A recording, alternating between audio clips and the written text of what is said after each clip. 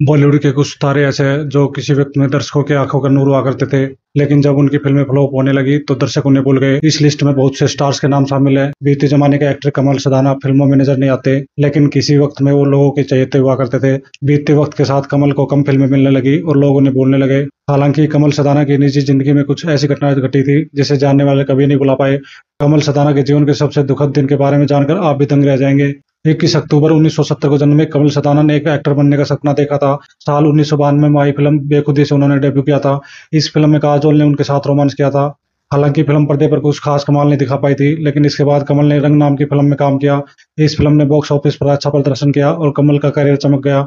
इस फिल्म में दिव्या भारती उनकी हीरोइन थी। हालांकि बाद में उनकी एक भी फिल्म नहीं चली और वो एक हीरो के तौर पर कभी खुद को स्थापित नहीं कर पाए। सिर्फ इतना ही नहीं, उनकी निजी जिंदगी भी काफी दुख भरी रही। एक इंटरव्यू के दौरान कमल ने अपने जन्मदिन से जुड़ा एक बेहद ही दर्दनाक किस्सा सुनाया था। उनके जन्मदिन से जुड़ी ये कहानी उनके जीवन में बहुत बड़ा तूफान लेकर आई थी। अपने एक जन्मदिन के बारे में बात करते हुए कमल ने बताया था कि यही वो दिन था जब उन्होंने अपनी माँ, बहन और पिता को एक साथ खो दिया था।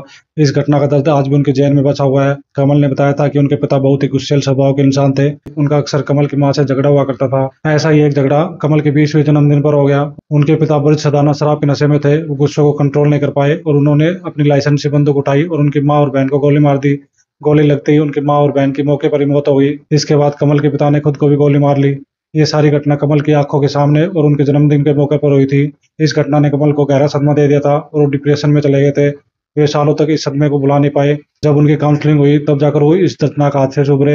ये घटना किसी को भी अंदर तक तोड़ सकती है और कमल के साथ भी कुछ ऐसा ही हुआ। शायद कहीं ना कहीं इस घटना का असर उनकी प्रोफेशनल लाइफ पर पड़ा और एक बड़े स्टार नहीं बन पाए। जब उन्हें फिल्मों में सफलता नहीं मिली तो उन्होंने डायरेक्शन की ओर कदम रखा। अब वो एक्टिंग छोड़ डायरेक्टर बन चुके हैं।